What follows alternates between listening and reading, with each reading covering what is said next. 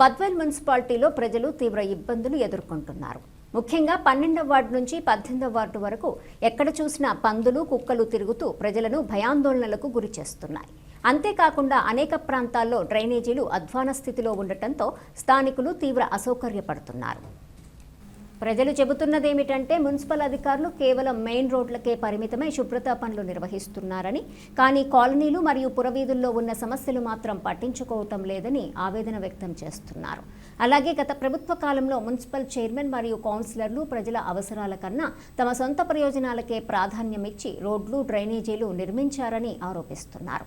ప్రస్తుతమైన municipal అధికారులు కాలనీల్లో పర్యటించి పందులు, కుక్కల సమస్యతో పాటు డ్రైనేజీ సమస్యలను వెంటనే పరిష్కరించాలని బద్వేల్ పట్టణ ప్రజలు కోరుతున్నారు. ఈ సమస్యలపై అధికారులు ఎలా స్పందిస్తారో చూడాలి. సార్, ఇది 13వ వార్డు సార్. ఇక్కడ పందులు, కుందేళ్ళు, ఒక 40 పందుల పిల్లలు అక్కడ చూడండి సార్, ఒక 40-60 పంది పిల్లలు. రత్నం స్కూల్ ఉంది సార్ పక్కనే. మొత్తం వార్డు చాలా దారుణంగా ఉంది. ఈ కాలువలు, ఈ రొంప, ఈ వీధి పక్కనే మజీదు. రంజాన్ నెల సార్ ఇది. దయ ఉంచి ఇక్కడ ఈ పందుల గోడన్నా తప్పియండి సార్. కాలువలు లేకపోయా ఈ పందులన్నా చూడండి సార్. అన్ని కుందేలు పిల్లల మాదిరిగా ఎన్ని ఉన్నాయో దయ ఉంచి మాకు న్యాయం చేయండి కమిషనర్ గారు.